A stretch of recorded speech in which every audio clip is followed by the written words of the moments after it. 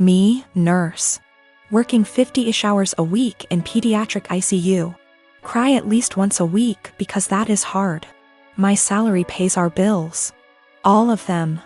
Husband has a degree but isn't looking for a job. Works 2 days a week at the grocery store. Spends most of his time playing. Today was supposed to be a good day. I had been begging my husband to swap his Saturday shift to literally anything else so that we could have days off together. We haven't had a weekend together since our wedding, 18 mo ago. Today was supposed to be our first Saturday off together. We were going to go to an animal sanctuary. He starts the day by going to breakfast with his best mate, leaving before I even wake up. I wake up around 9 and realize he is not home. Call. He says he's helping his mate set up some lights and that the weather is too rainy for the animal sanctuary anyway. He gets home at 1-ish. Lies around. Plays some video games, promising we would cook dinner together tonight. Leaves again at 5 to help the same mate with something else. I go grocery shopping. I don't drive because of medical issues, but I walk there and back in the rain. I get home, realize I've left my keys inside. Call husband, knowing he's 5 minutes away. He says he will leave in a minute. I sit in the rain and the cold, southern hemisphere. 45 minutes later, I call again. He hasn't left yet. He finally agrees to come and let me in the house, so he drives up, presses the clicker to let me in the garage and leaves again. At 10, I call to see where he is. His friend answers. Says he is driving out to do something an hour away. It's 10:30. I am going to bed. I have sent him a TXT that I am upset and don't want to speak to him tonight and would rather he left me alone. As far as I am concerned, if he can't value me more than his best mate on the first day off he and I have shared in a year and a half, he can go sleep in his bed instead. By the way, his friend doesn't work, so they hang out all the time when I am at work. He is going to be upset. And he is gonna tell his mate and his mate is going to tell him I'm being a.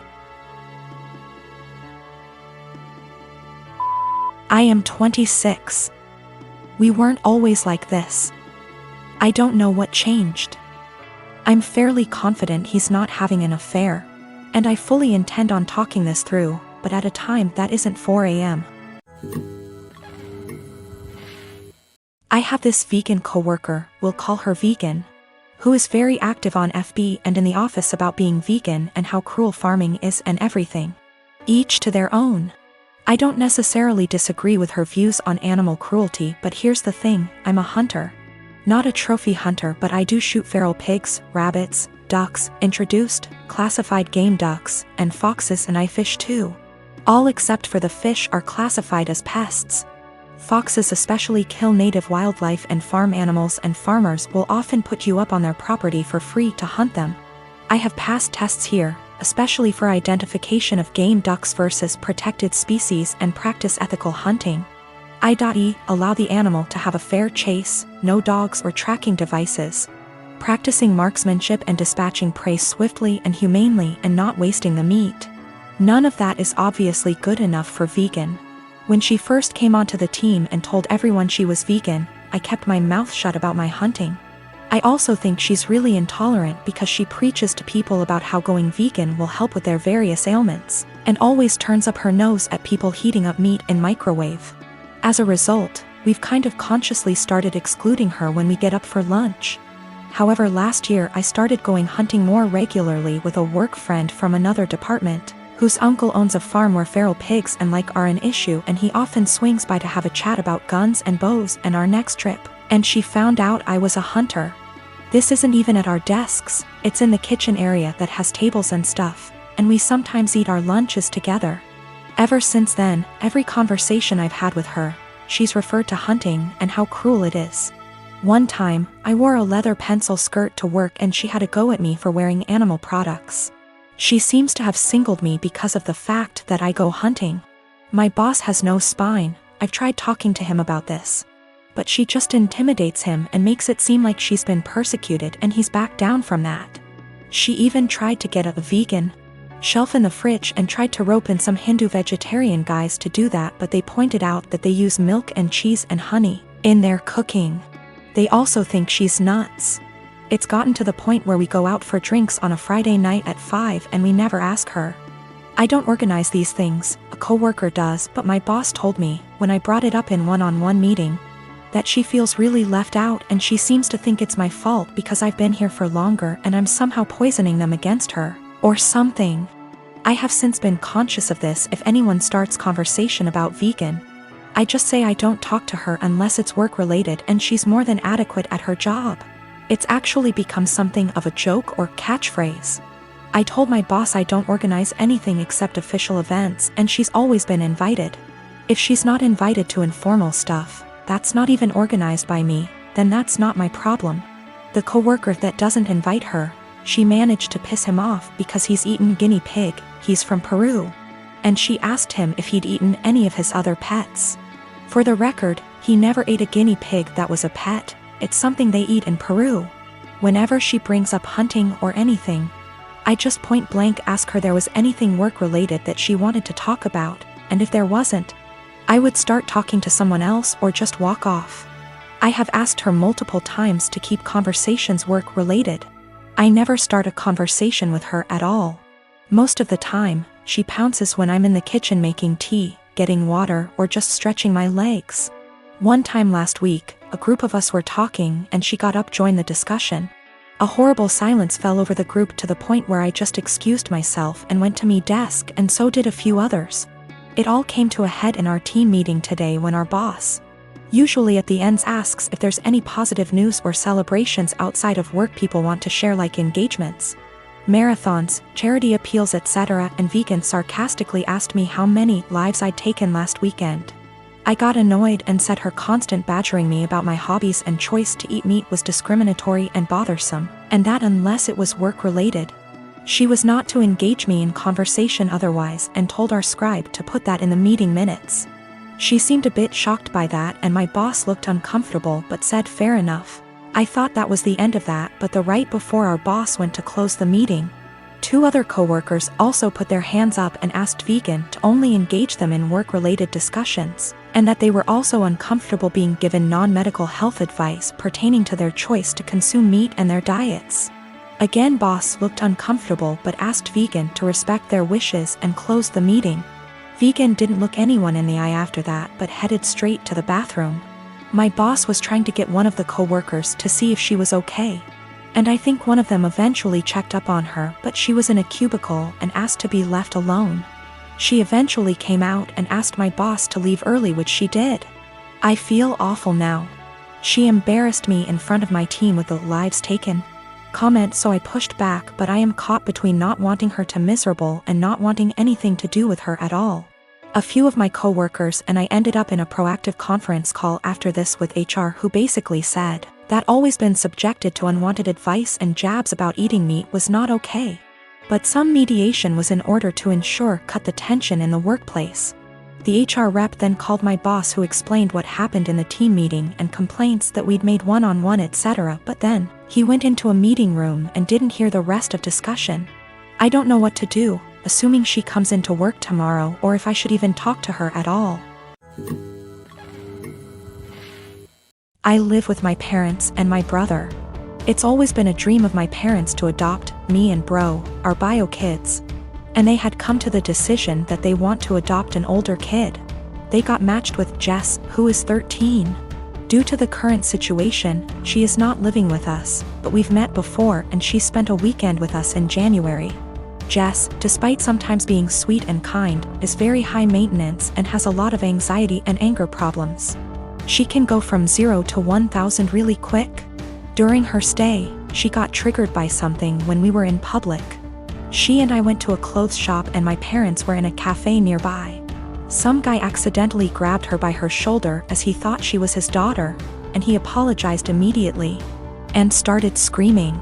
I was the only person there, and I tried to calm her down, but she ran off. She was found, shaken, but safe, an hour later.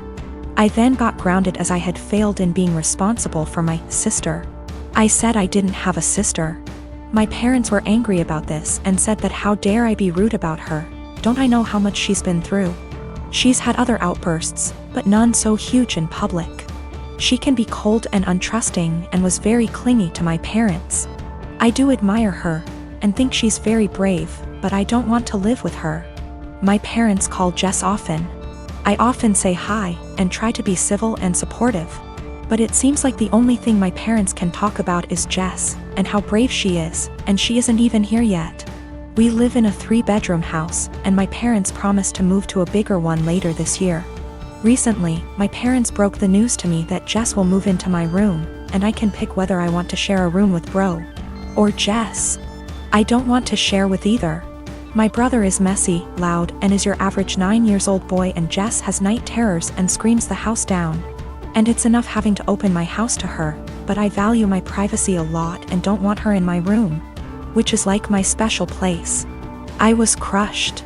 I asked if we were still moving, and my parents were like, "We like this place and have no solid plan." I freaked out and was like, "You guys are forgetting you have another daughter and are too excited about the shiny new one to remember that the one you have has feelings and boundaries, and if you're changing everything I've ever known, at least I deserve to be listened to. If this is how life's going to be, I don't want to have a sister." Good to note, my room is big enough to have a wall put in, and my parents considered it a few years back. I would be happy with that. They refuse, even though we can easily afford it, because it is too much effort. My parents are offended that I'm not being welcoming towards my sister. And I'm offended that the life I knew is going to be turned upside down, and I'm not going to have the thing I value most, my privacy. I have been with my partner for 7 years. We initially met online, and after meeting in person a few times and realizing our affection for one another, we found it promising to move in together. I moved from California to Pennsylvania to be with him throughout graduate school. All was seemingly well during this time. I have never really had any reason to not trust him. I encouraged him to, very much so, to try his best to make friends, or to explore hobbies on his own outside of the various ones we share, because I have my own passions. And I found we connected most when we met in the middle through conversations about these passions, through the act of explaining or showcasing what we've taken in or learned. Throughout these 7 years, he has struggled with very low self-esteem. And though I don't necessarily think of myself as the pillar of self-love, the depth of mine doesn't reach the low perception of his self-value.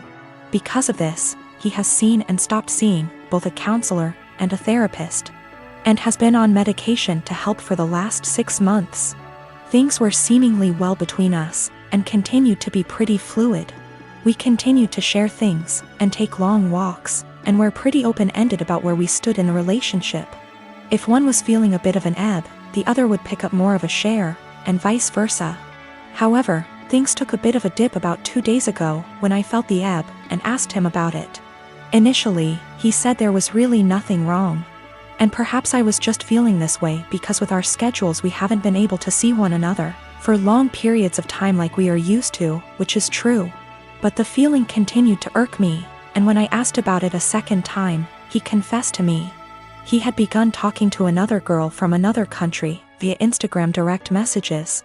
And though things between she and him never crossed the boundaries of platonic friendship, he really loved the initial rush of someone asking him questions about his favorite movie, his favorite album, his favorite book. All things he and I already know very well about one another.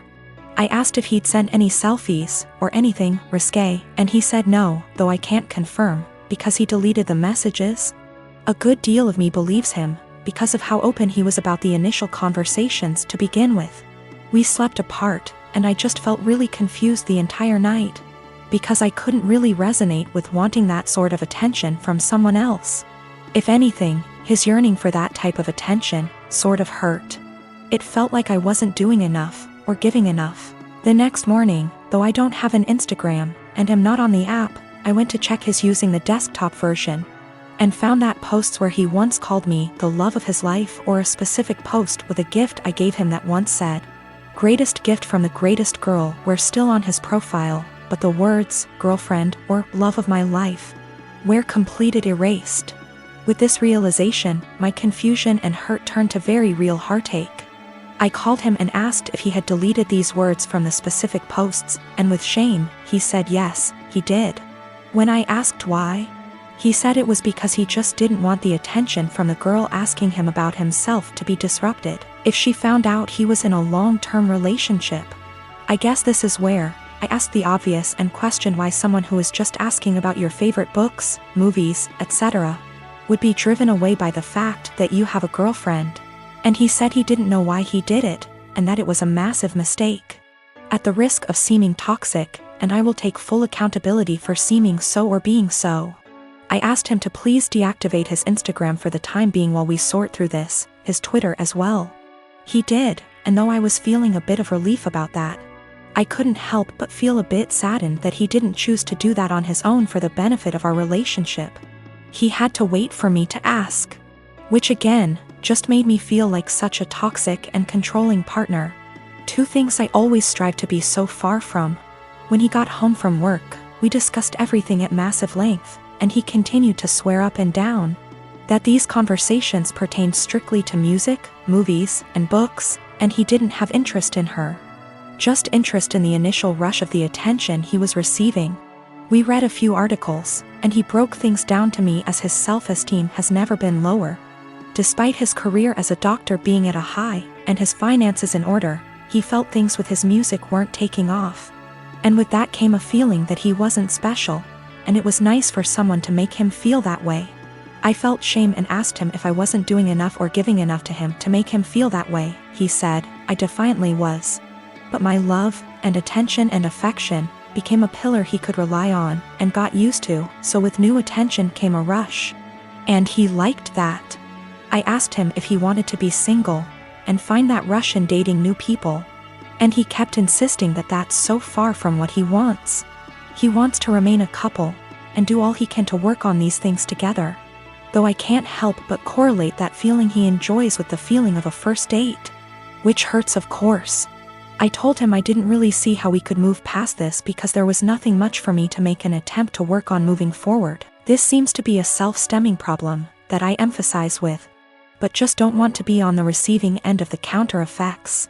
So though it is incredibly uneasy to begin to think of how difficult it'll be to begin again, it is just as difficult to think about how difficult it would be to stay and try to rebuild back up an issue that I feel like just a bystander. When it comes to this has all been very painful, and if this comes to an end I just want it to be as civil and as possible. He deserves to love himself, but not at the expense of the love we have between us. I deserve love that is stable and comforting, and not laced with newfound paranoia. Despite this all, my heart is still very much in this, of course, and he has been very vocal about how it was just one mistake. Nothing happened, we can work through this, etc. And I secretly keep hoping he will make a step, any step really, to showcase these words and implement action. Seek a new therapist. Find the two of us a relationship counselor, buy a book on self-help or on how couple conquer affairs, anything at all. Without me having to be the one to ask him. I just want him to have that yearning that he continues to say he has, but instead of saying it, I was him to show me. That makes me irrational or just plain dumb. I believe to be in a state where I can handle either answer. Or something completely different just the same. Do all think I'm blowing something completely out of proportion? Given how this was an exchange of conversation between him and another girl for just a few days. And his erasure of me on his profile was only for about 2 days? This has been a first in this relationship, this has been a first in my life truthfully. I just felt completely vulnerable and isolated.